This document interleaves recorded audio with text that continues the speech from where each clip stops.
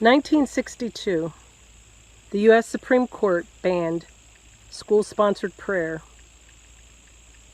It violated the First Amendment, freedom of speech. So what happens when you take God out of school?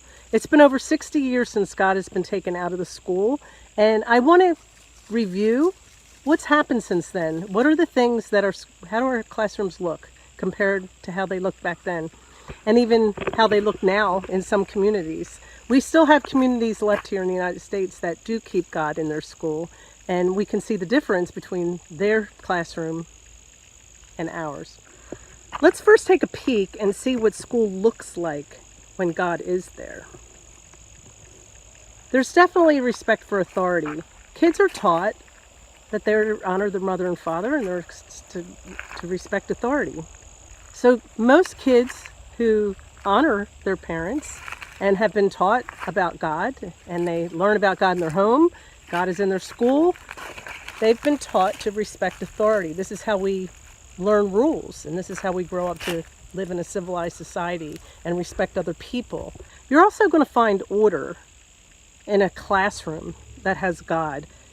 You might most likely see modesty or a dress code where kids respect the fact that they're going to a public place and they dress accordingly. Typically, you'll see a lot of kindness when God is in the classroom. And kids are taught how to put others first, how to be a serving person and to put others before themselves. And that comes with kindness as well. In this classroom, they're probably going to learn reading, writing, arithmetic, history, things that are going to help them in life to become wiser and to be able to maybe grow up and get a job and have those skills that's going to help them be able to accomplish that. So what's a classroom look like in 2023 without God?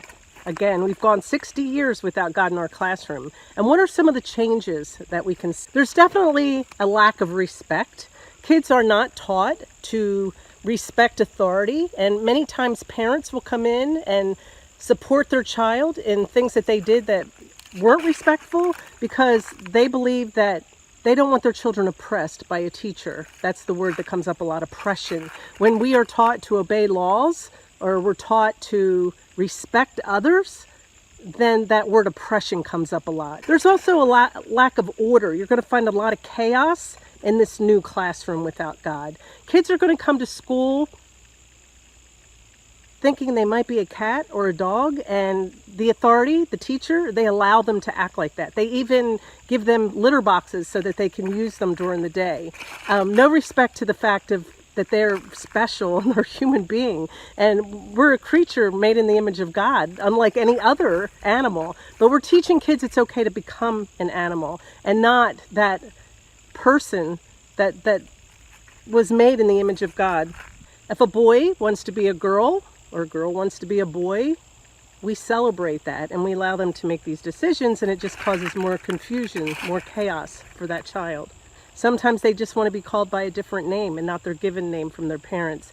And the thing is, a lot of this goes on against the parents' wishes.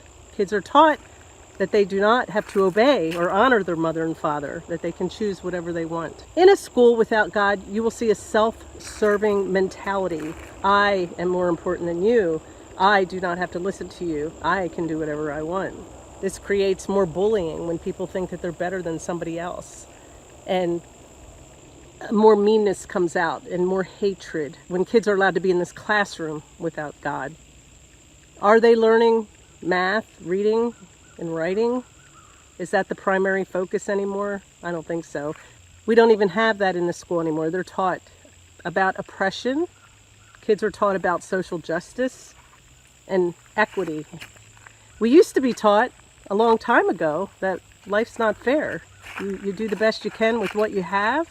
You always strive to do better, and it's okay if somebody else makes it, but not anymore. We're taught that we're all the same and we all deserve the same thing. This is the classroom without God.